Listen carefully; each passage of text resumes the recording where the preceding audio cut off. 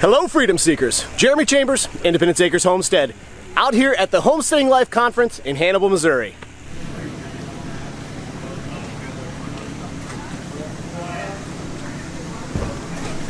So it is still a little early here. It's a little after 8, I think. Oh no, that's Michigan time. It's just a little after 7. Our booth is all set up and we're just wandering around trying to keep track of Josh and Luke and helping others set up if necessary. This event takes place in Hannibal, Missouri, and Hannibal's well known for its steamboats. It's here right on the Mississippi, but its most well-known feature and most important son is Mark Twain, otherwise known as Samuel Clemens. And we visited that museum yesterday, and then it's really cool because they also have some children, I think they're 7th graders, over here in garb dressed up like Tom Sawyer and Becky Thatcher. It's something that they do at all their festivals here. It's a pretty interesting thing.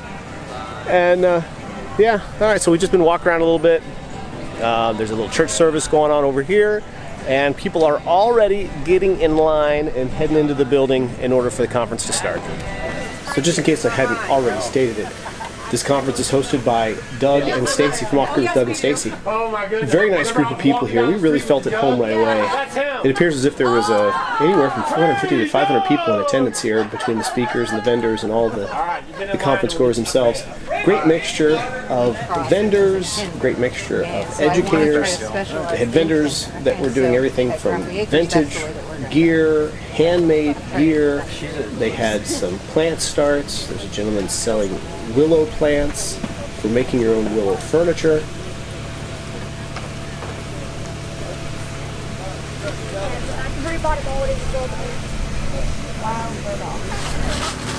They had a nice inflatable axe throwing area for the kids. Keep them busy without getting into too much trouble. So, you know, I tried to smooth that out best I could. Let's see. Yeah, the hardest part is right there.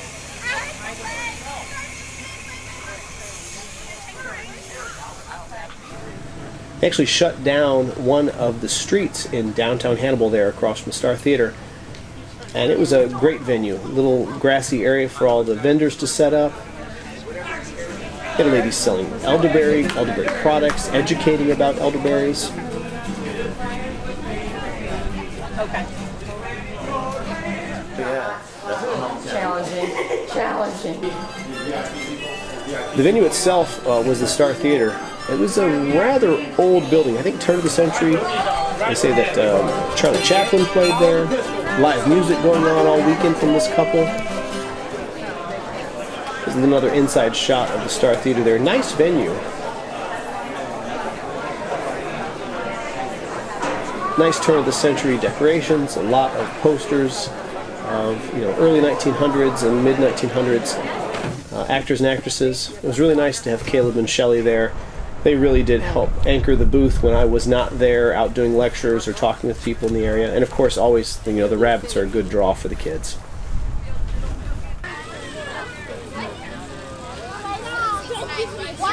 But they had activities for the kids all day long.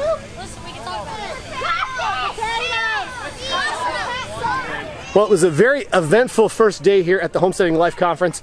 Unfortunately, the weather is just not cooperating, and not because it's so rainy. It's nice and sunny, but I think what was the real field temperature, like 107 today? So it's a little warm out here. So things are winding down pretty quickly. I think everybody's running out of steam. Not because of lack of heat, but maybe because of lack of moisture. I don't know. Anyway, we're gonna break down and we'll be back here tomorrow morning, Monday. See you guys then. Monday started in a rush. It was a little cooler that morning.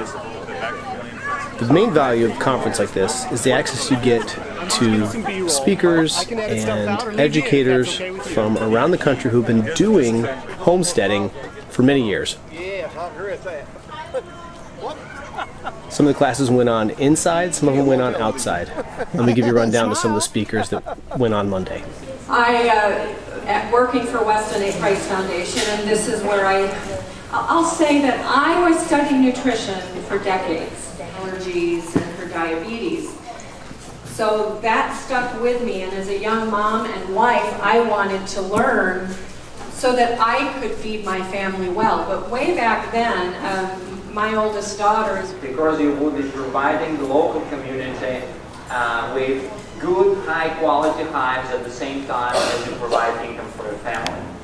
I want to bring flavorings to honey and sell it at double the price, and it sells better than the real honey. And I'm not into flavoring $20 for a bottle of meat that takes less than 1 pound to produce, even though the rest of the ingredient is just water. So you may, now you're going to say, well, I live rurally, I can't make that happen. I'm going to tell you, horse hockey, like Colonel Potter used to say. Horse hockey. No matter where you live, you can do this to some extent or another. And it's not going to be the most organic way of doing it. But right now, I'd rather eat a little bit of something than a whole lot of nothing. And we're at a time in America where we're starting to get touch and go on these systems that we rely on. You dig? Everybody here knows the language I'm talking. Hey, Billy from Permapastures Farm. We're permaculture designers. We do all things permaculture. We're out here teaching a swale class, which is basically a water harvesting ditch on contour.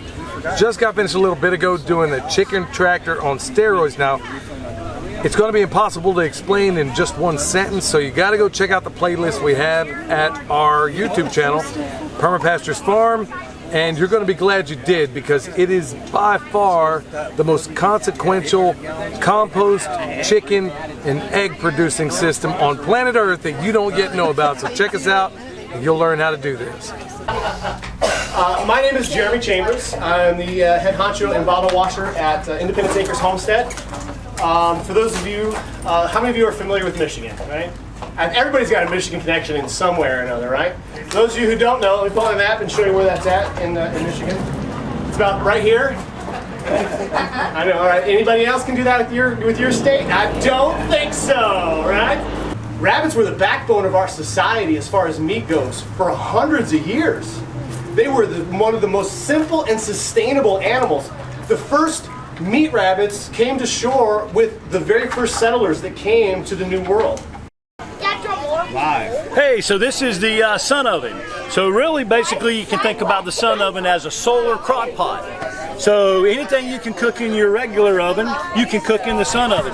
It heats up to about 350, 400 degrees on a nice sunny day, and the sun hits these reflectors and bounces in through the glass into the inner chamber and keeps it hot.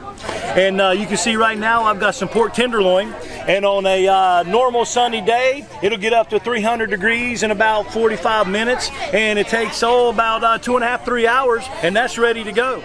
Or you could even just put it in and set it out in the yard and let it sit all day. Nothing ever burns or scorches inside the sun oven. So if you want to do some yard work and have dinner ready, just set the sun oven up, face it a little bit kind of south, and go do your yard work. And in about 5 or 6 hours, it's done and ready to go. Because again, you can't burn anything.